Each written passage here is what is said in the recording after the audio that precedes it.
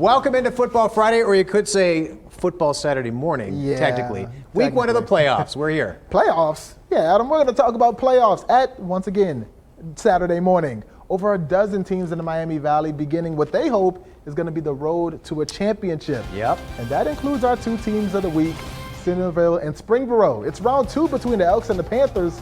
Centerville beat the Borough earlier this season, so early in this one, the Panthers looking for some revenge.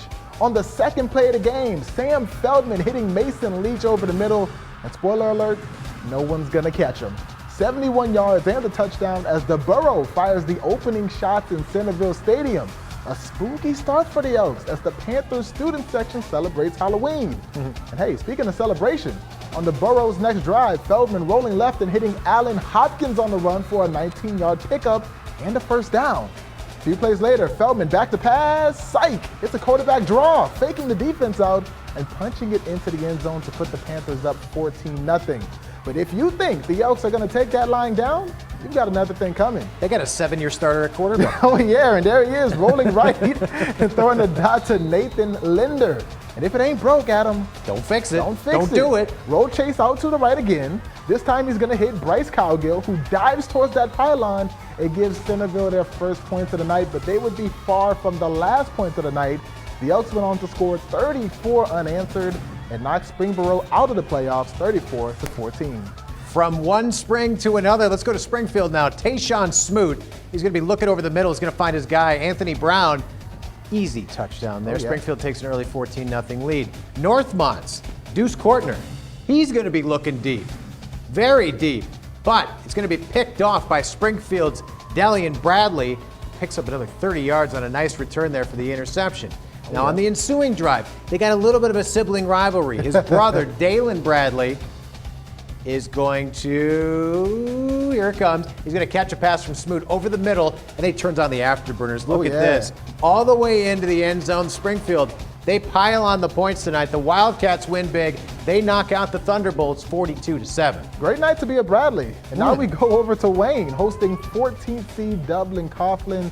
The third-seeded Warriors, though, starting off strong with senior Jordan Ward. Speaking of strong, there he goes, breaking one tackle, and that's all he needed to take that one 65 yards to the crib. Wayne takes an early lead over the Shamrocks 7-0, but those Shamrocks, they're not going to let you just do that. So they came back, stormed down the field from the 1-yard line. Quarterback Mason Maggs changes direction, and he scampers into the end zone. And just like that, we're tied at 7 apiece. But Wayne, we're shooting right back. First play on the next drive, a little bit of deja vu. Here it is again, Jordan Ward, slugging off some arm tackles. Get off of me. But is he going to win the race to the end zone? Oh, he gets dragged down at the 15-yard line. A couple penalties, and Wayne couldn't get into the end zone, so they attempted a 30-yard field goal. It's raining. It's hard out there. Yeah, it's raining. They blocked the field goal. We're tied at 7. But in the second quarter, Ethan Jones showing us what power football is all about.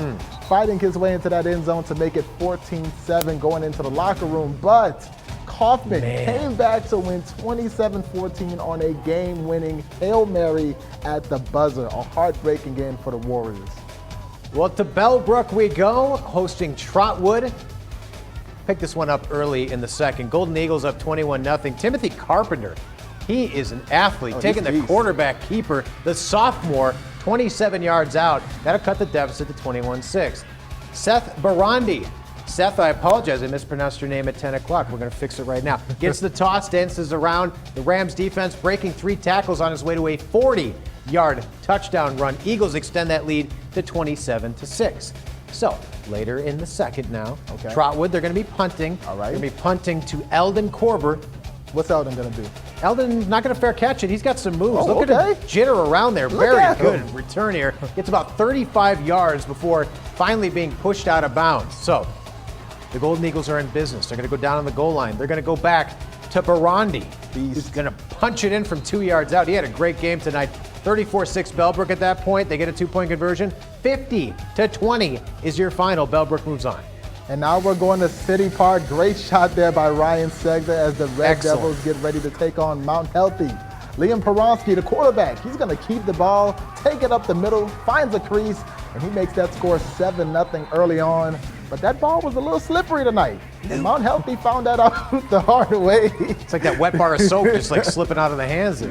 There it goes again. Fumble, Tip City falls on it, and Tip is going to capitalize with Cade Everhart up the gap for the touchdown.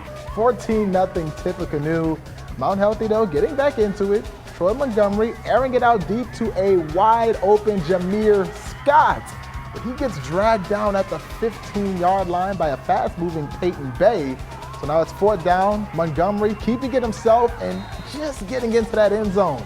So Mount Healthy trying to fight back, but when Tippecanoe's running the ball like that, you're going to have a hard time to get back into the game. And Tip would go on to win this one big, 50-6. Ooh. And now let's look at some other scores around that Miami Valley. Top-seeded Piqua beating Little Miami 49-7 as Brady Uhl threw for 4 touchdowns and ran one more in. That's 5 total. I can't do math. That's a good day at work. Yeah, that'll work. That'll work. Also, 2-seeded Eaton won 44-20 over Oakwood. And somebody check on Megan O'Rourke because the Zinger Bucks lost to Anderson 49-6. Some other scores, Butler shut out by Baden, Stebbins pulling off the upset of Taze Valley, and Winthrop knocking Troy out of the playoffs. Another check-in with the GWAC, Fairmont was shut out by Perrysburg, and Miamisburg lost a heartbreaker to Finley, spelled Finlay. I'm not gonna get into that. Last but not least, though, we drop into the GCL. Both Alter and CJ dancing to the second round after a pair of big upsets. Alter beating Monroe 10-7 and CJ beating Ross 38-17. And guys, this is just the beginning. This is just Friday, man. We got a bunch of football tomorrow. We've got a lot of teams in the area playing next week. Adam, best time of the year. As we showed you tonight, anything can happen. So you're going to want to tune in to watch this guy tomorrow night, bring you all that and much more. It's been fun. Of course. Do it again tomorrow. Oh, we sure will. And next week and the week after that. Have a good night.